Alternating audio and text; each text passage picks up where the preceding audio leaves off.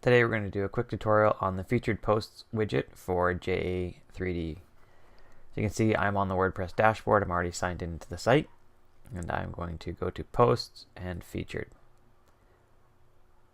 And just for the sake of argument, let's feature and let's make a category for fall. This basically acts like categories for your posts. So I've made one for fall. Now let's go to our posts. And we can even actually do quick edit, and you can see we could add the fall category. We could also go into edit and add fall. Now the user's not going to see that. This is just a way for us to categorize your posts. And now I'm going to go to our widgets, and you can see we have our blog sidebar, and then we have our front page. And so let's find the featured posts widget.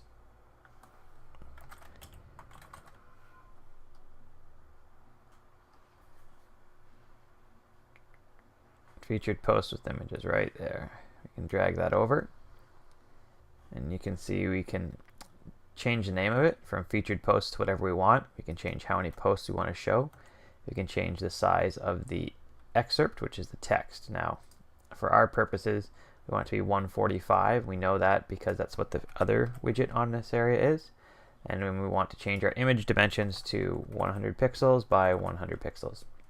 And you can see we can pick the category. So we're featuring the fall post. This lets you set them up for the next, say, season. In this scenario, you could set up a bunch of ones for winter, and then on winter you just go change them by changing that one category and then clicking save. So if we went to the front of the site, you see we have our recent stories, and then we have our featured posts. If we want them to be in reverse order, so if we want the featured posts above, we drag one above, and now we refresh. See, our first thing up is featured posts. That widget can also be used in our blog sidebar. So let's delete it from here to start with. And now we'll go to our blog. See, here we have our recent stories, categories, popular content. And so we'll again take our featured posts with images, and let's just put it below the search.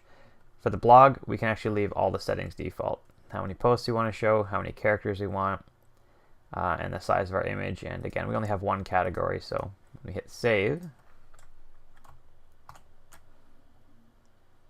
You see we have our featured posts again.